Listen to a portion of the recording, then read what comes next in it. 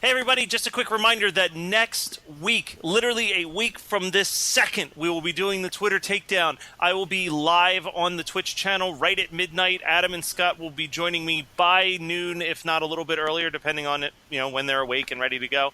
And we're going to go all the way until midnight. It's going to be 24 hours of at least somebody on the stream talking about movies, lots of guests, and we're going to be raising money for ALS. So don't miss out. It should be a great, fun time, and we cannot wait to have you guys join us. We are going to be celebrating 100 episodes, but first, let's talk about episode 99.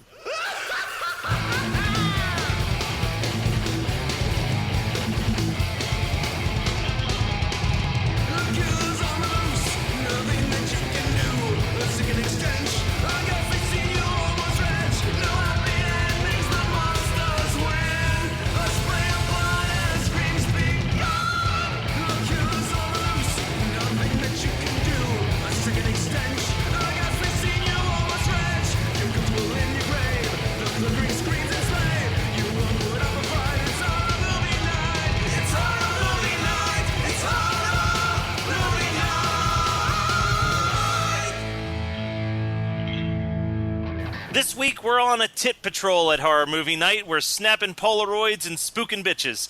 If you thought Sleepaway Camp 1 was offensive, then get ready for a non-stop barfarama that is Sleepaway Camp 2. Witness as we drill down into this 1980s camp. Scott's got a good taste for the suburban cheerleaders. I'm following my morals so I never go wrong. And Adam's flashing his titties. And then flashing his titties. And then he flashes his titties. And then later on, he's probably going to flash his titties. But surely after that, he'll probably flash his titties on this week's episode of Tit Patrol. Tit Patrol is maybe my new favorite show. I love Tit Patrol so much. So this is Sleepaway Camp 2, Unhappy Campers, as picked by me, starring Bruce Springsteen's little sister Pamela. So... Pamela? Nuclear. Pamela Springsteen, who appears very briefly in Fast Times at Ridgemont High, and then I think the part of Angela is the only other part that she ever played, for better or for worse. I actually think that she's a pretty decent... I think she's a pretty decent grown-up Angela, all things considered. And, yeah, I love this movie. I think that this and Sleepaway Camp 1 are fantastic movies, and then the franchise just crumbles by the time Part 3 rolls around. I applaud them for the casting of Angela, because that could not have been easy. To cast a woman who was supposed to be a man, but was raised as a woman... Like that, there's a lot of layers to that, and they do a pretty good job with the casting there. Yeah. The film is, I think it's pretty damn funny. It's a short, fun movie. This is a movie that I've always felt was a blast to watch with people. It's just insane. And it's like, it gets started. Like, there's no, like the first Sleepaway Camp movie, you have like the cold open, and then you kind of wait around for a couple of the kills, and like the kills progressively get more and more like intense and awesome. Sleepaway Camp 2, it is just like, nope, we're starting right out the gate. There's a death every like 5 minutes in this movie.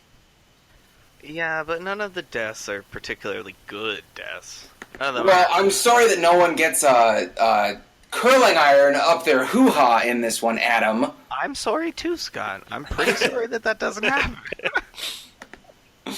Oh my god.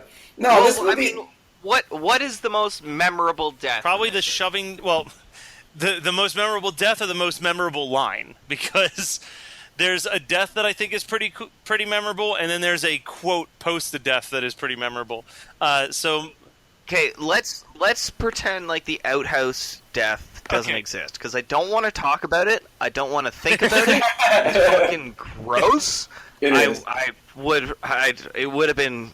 My life would have been slightly better had I never had to watch that. That was fucking awful. Is this your first viewing of this film, Adam?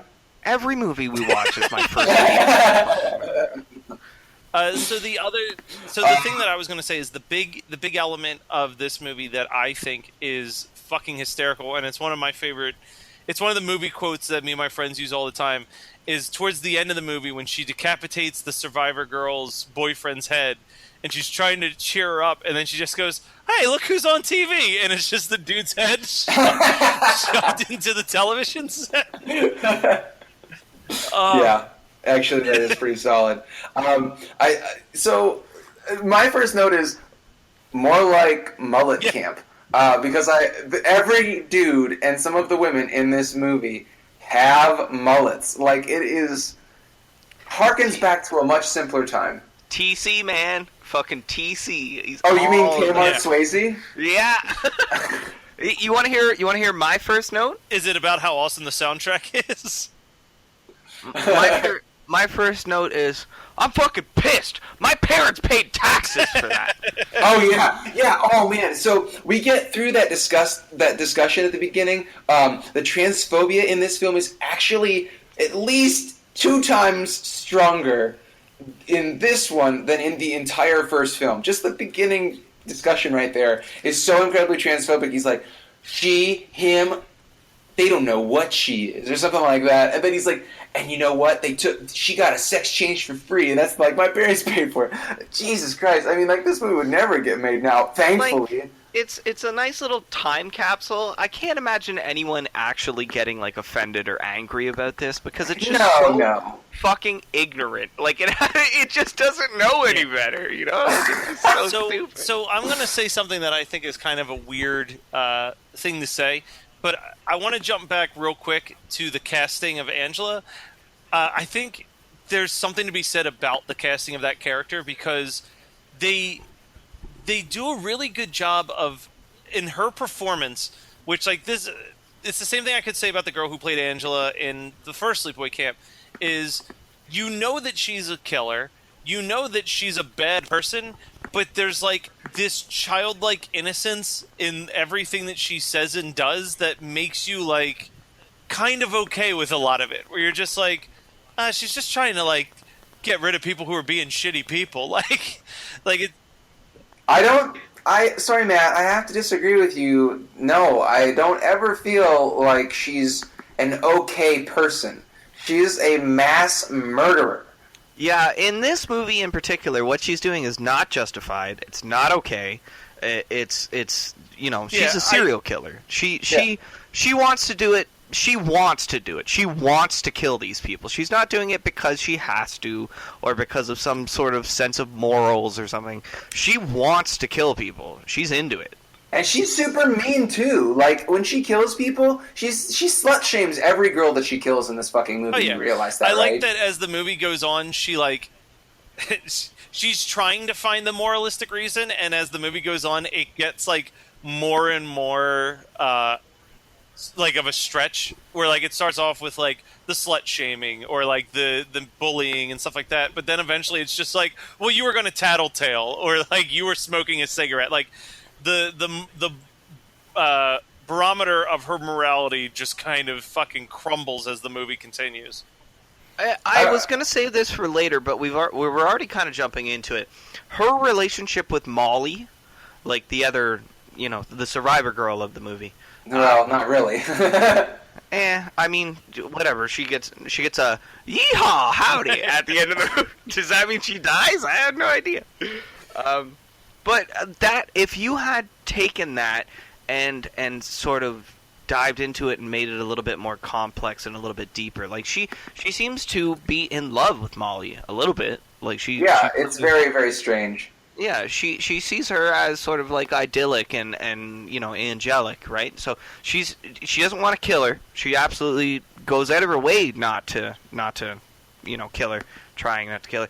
But the movie itself, you know, doesn't ever take the time to progress that relationship or really look deeper into it. So it's just surface level bullshit. Like fuck this movie. Man. I enjoy this movie a lot. I think it's a fun time. It's got some ridiculous quotes. It's got the Tit Patrol. Let's talk about the Tit Patrol. Man, let's talk about the Tit Patrol because I want a Polaroid camera full of tits right now. Someone. I have Polaroid cameras at my house if you want, brah. Brah.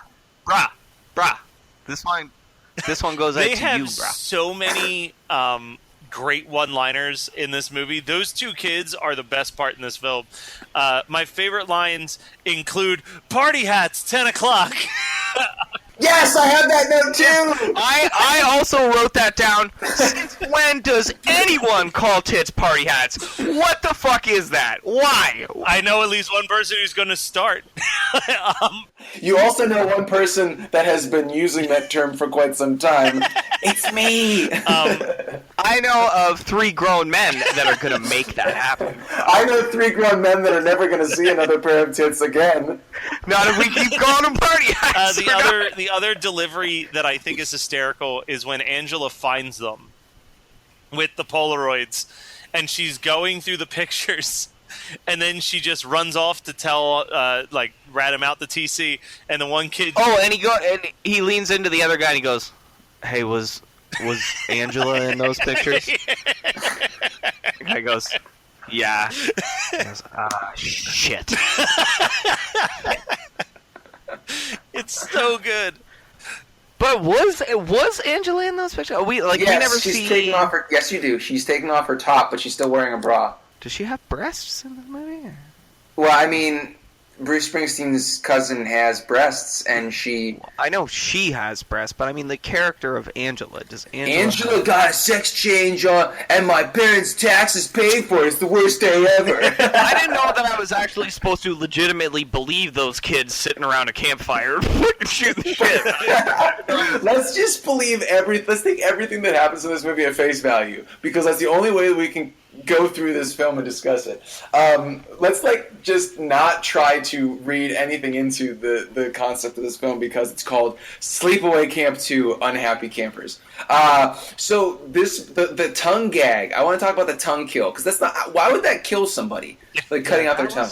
That was really gross. That was gross, and that's the thing, is it sets the stage to this whole film. All the kills are supremely gross. It's not that they're necessarily really over the top or realistic. It's just they're all kind of turn my stomach, and it makes it hard to watch this movie, because I do love summer camp slashers. They're really fun, but I have seen this movie 2.5 times and would probably prefer not to watch it a third and a half time. But I like the song that plays as soon as that tongue gag happens, because I started pumping my fist so fucking hard. Yeah. Like I said, I wasn't kidding when I said this has a pretty good soundtrack. It's not great, but no, it's not great, but it has the whole rock, the hard rock song that's the theme song. It's not bad. Come on, Bart! The Coast Guard's doing the do. Well, and the other song that always stands out is the opening song is that nice song, but then the closing credits song, which is also the main menu music on the DVD and Blu-ray, where it's just oh, da-da-ba-ba-da. It's a real slow ballady song to close out the movie. Well, I guess we know what Matt's next banjo cover is going to be. I wouldn't know, because as soon as Angela said howdy, I exited out of this fucking movie. I was done. So done with it. So wait. I have to say, the number one thing that takes me out of this film is how obviously off-season the camp is. They filmed this in September or October, because the pool looks like shit. When they have that establishing shot, the pool is as green as the grass. They're always talking about swimming, but they go out of their way to avoid scenes that involve swimming. But then when people are swimming, man, you can fucking tell those people don't want to be there. They want to get the fuck out of there. So there's one other thing that I definitely want to talk about in this movie, which is that this movie has the most insane sex scenes that I've ever seen in a movie. Multiple times the people look like they're in pain, or they just look like they're scrambling with no clue what they're doing. But the thing is that they're teenagers with no lube, so it really makes sense. That one sex scene where Allie has sex with a dude, and he's leaned up against a log, it's like the pool sex scene from Showgirls. She is just freaking out on his cock. She's losing. Which has it's weird. Has my favorite post-sex quote of all time, which is, "You don't have AIDS or anything, do you?" Yes, I know that's Matt's favorite line in this. Now is a good time. Now is a good time to ask. I was double check. Why not? So I understand that this movie is supposed to be like a horror comedy. That's the only part that's actually funny. This movie, so it's funny because like you listen to people talk about this movie, and there's certain people who really, really think highly of their work in this movie. I forget who it was. It was I think it was the writer, but he was like, like we were like one of the first 80s films to be really self-aware of what was going on in slasher films. Bullshit. He's like, like we were making references to Freddy and Jason all up in there before anybody else. And I'm like, that's deny. I'm going to say no. Well, they're not good references. No, I mean, they're really lame. The Freddy reference I kind of dig, but the Jason reference, I don't remember the part of Friday the 13th where Jason called everybody faggots all the time. I don't remember that fucking part of the movie. Yeah, the homophobia in this movie is also incredibly painful. There's actually a part where somebody's like, "Yeah, she's a dyke," and I'm like, "That you understand now that being trans does not necessarily mean that you still have the same sexual preferences, but." Let's just continue. But I on. feel I feel like that's indignative of the entire like Sleepaway Camp. Yeah, indignative. There we go. That's a new word. Of the Sleepaway Camp franchise, because like the first movie also had a lot of like early '80s homophobia thrown around throughout it. Like I think that Sleepaway Camp, for whatever reason, is like one of those movies that is like simultaneously progressive and regressive at the exact same time. Like it's like.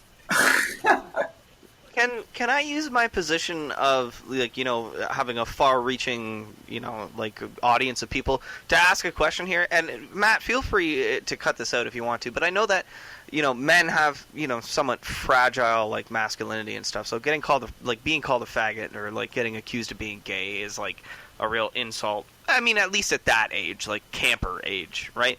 Is getting called a dyke really? Like, people give a fuck about that? Like, is that an insult? I think that it seems to be always that, like, well, okay, here's my thought process. It's very similar to being called a fag in that it's like the inversion of traditional gender roles to a teenager or to, like, a preteen. They think, like, oh, he's a fag. It means he's not strong. It means that he acts like a woman, which is somehow weak in their mind. But then if they call someone a dyke, it means that they're not feminine. It means that they I guess it does infer like a certain sense of masculinity. Like you're like a masculine woman. Yeah, which just strange. I mean, I don't know. I can't see it from their perspective, so I don't really. And we're always I mean, as much as we are a bunch of douchey guys on a podcast, I think we've established ourselves at least a little bit as being very open to hearing the responses to stuff like that and questions like that. So please do, honestly, let us know if you can answer those questions for us, because we don't know. We're not saying anything positive or negative. We're just being three dudes in their 30s that are curious. Yeah, I mean, I want to use my position of having an audience that I can speak to kind of educate myself because I'm curious. Let us know. So anyway, back to Tip Patrol. Adam, would you consider yourself bi-curious? Are you going to purchase anything, or are you just here to look at stuff? No, I'm probably going to buy things. I guess you could say that I'm bi-curious. Oh man, okay, continue on. Fuck. I want to talk. Now that we're on like the serious topics here, I want to talk about the nudity in this movie. What is this movie asking? What am I supposed to feel when I'm watching this movie? Right? Because they're all underage. Every pair of tits that we see in this movie are definitely underage. That's the weird thing here. This is my take on it, and I didn't take any notes on it, but thank you for bringing it up because I was thinking it the whole time. So there are these 20-year-olds that are supposed to be playing 16-year-olds, but also why are all these kids at camp as campers? Like, campers are normally 9 to 13 or something like that, and then you have junior counselors that are like 13 to 16 or whatever, and then you have adults, like people who are legally considered by the state to be adults and capable of holding the position of counselor. these people, all the girls have mature breasts. All the guys have gigantic biceps. Like, TC's huge. And they're all very sexual with each other. Like, they're definitely in their like, they've progressed. Like, they're in their prime. They want to fuck each other, right? Like, yeah, and that's the thing, is that this movie has no kids in it. Like, the entire cast is above the age of 18. The tip patrol is definitely kids. 16. Okay, like, those kids, I'm 14, I don't know. Whatever, it doesn't matter. Regardless, the point is that the way I see it is that this movie is... It's okay to enjoy the the nudity in it, because it's like they're cosplaying campers. It's so weird. This movie, because like if you watch the original Sleepaway Camp, there are actual campers there, and then there are the counselors, which are old enough to be smoking, drinking, having sex, showing their boobs, blah blah, stuff like that. Which LARP community is this, and how do I join? You should probably start with the lowly community, and maybe you could work your way over.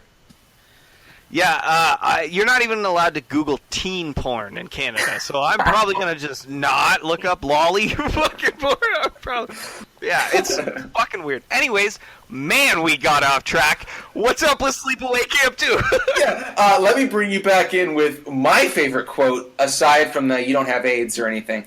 It's the old guy who's supposed to be Angela's uncle, but he doesn't know that she had a sex change and is a fucking murderer. He goes, No, I think everyone calls him Uncle John. Oh, okay. That actually is the deepest thing that you've said on this episode. Thanks for inserting that. So he goes, so she's like, she was a bad kid, I had to send her home. And he goes, whatever happened to the good kids in the world? That's exactly how he says it. That's my note, is WOOOOOO, another 10 O's, LD. Who is that actor? What do I know him I will let you know in a second. Nothing good. Anyway, I think, Matt, tell me if this is a line.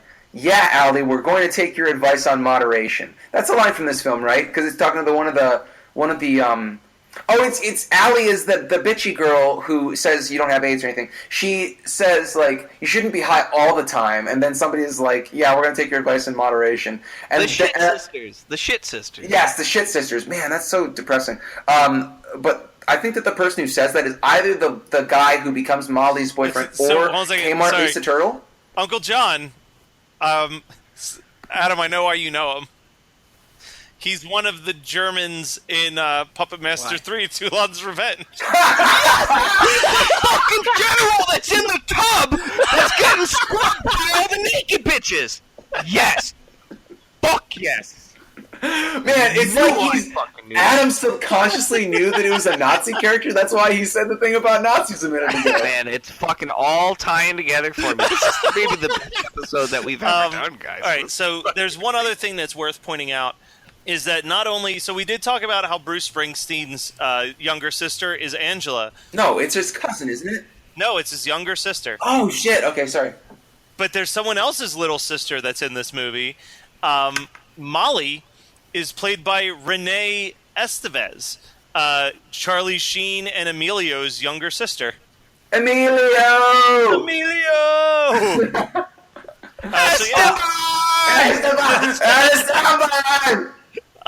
So yeah, this movie's just packed with the siblings of more famous people. Is the casting decisions. But the thing is that Molly's cute. Don't deny that she's super cute. No, she is. But I don't think she actually really worked after this. I looked up a couple of people on IMDb, and I didn't realize that she was related to Charlie Sheen. But yeah, she didn't really do much else besides this. Can we talk about the incredibly traumatic panty raid that happens halfway? Just us monsters! Jesus Christ, man. You know when you don't do a panty raid is when they're there and they're in the room and they're right fucking there and you have to fight them to get the panties from them. By the way, you're at camp, okay? They have probably been sweating their ass off. They probably got swamp butt all over those panties. They don't got no fucking, washing machine. Like, this is... Adam, seriously, who steals clean panties? Why would you steal clean panties? You could just buy clean panties. You want the dirty ones. Also, have you ever heard about being dressed up like a loli? All right, so the Scott, have you ever purchased any online panties? Have you ever done that? I know, but I've heard that there are places on Reddit that you can get those. Not that I would go there and buy panties from people that have worn them and perhaps masturbated into them. That's not a thing that I do. Let's me and you talk after this. I used to have to bail out used panties. That was part of my job once. Oh yeah, when you work for the porn star. Yeah. Huh. Well, thanks for bringing that back to reality. Yeah. So guys like to go out with cheerleaders. Yeah, that's definitely why Alia is popular. Not her party hats. All right. What is Angela's motivation in this fucking movie? She just wants to kill. Like, I think she might be getting sexual gratification from killing these people. Like, I think that is how she gets off, is by killing other people. And wait, are you saying, and this is going to be awful, are you saying that she likes to, quote-unquote, stab people? Is that subtle? I don't get what kind of joke you're trying to make right now. Maybe.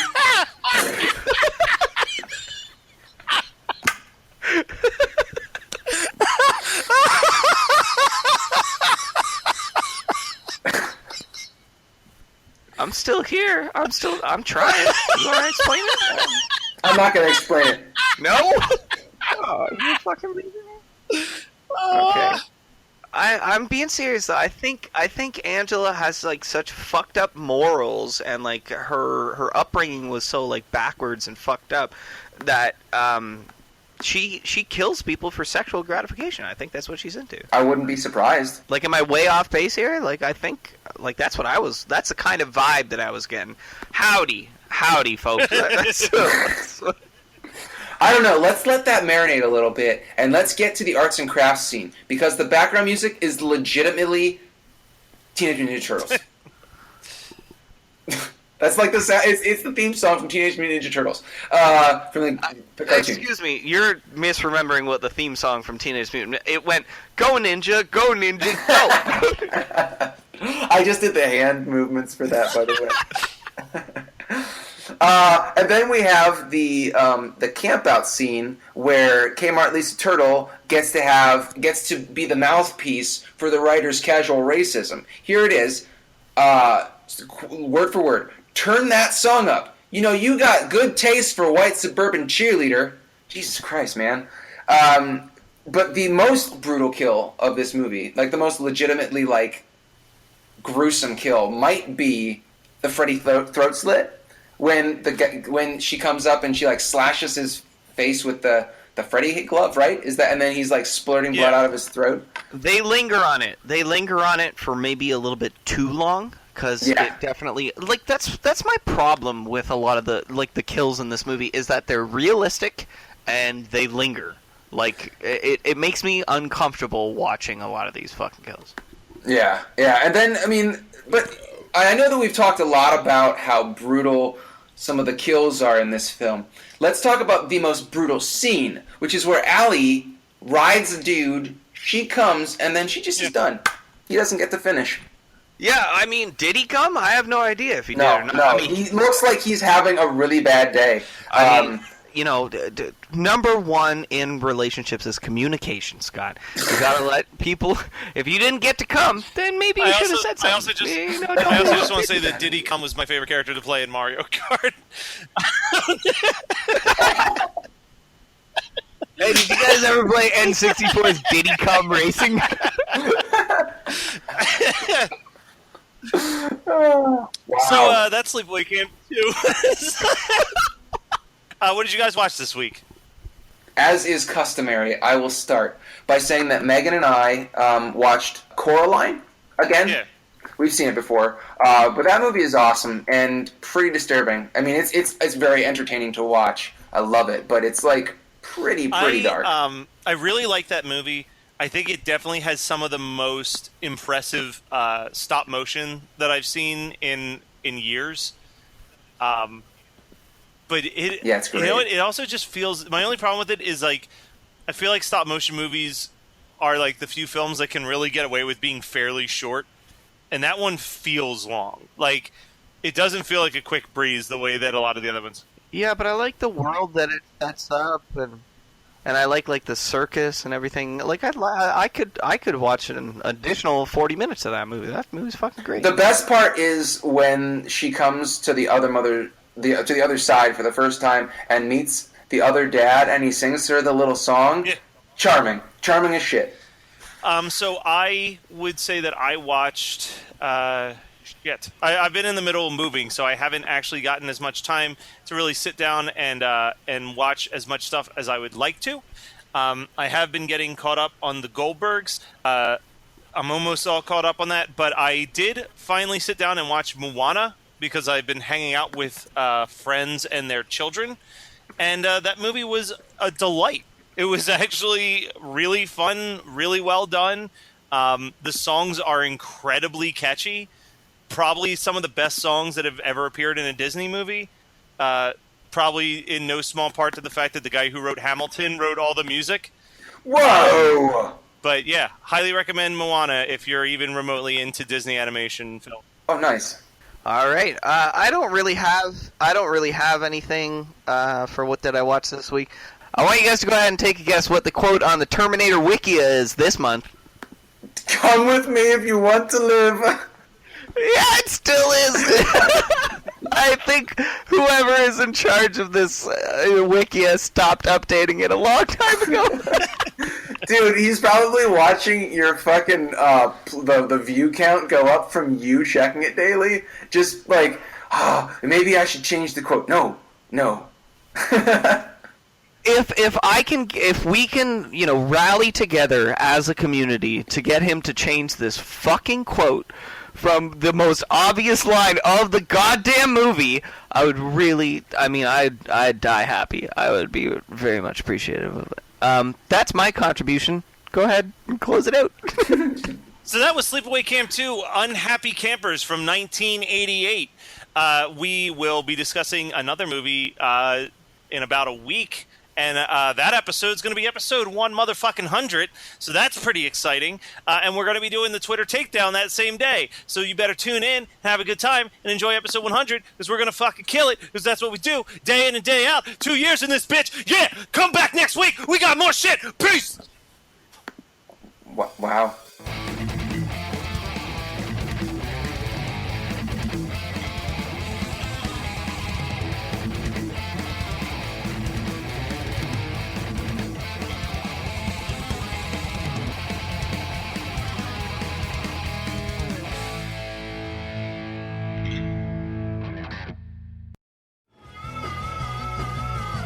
You're listening to the Geekscape Network.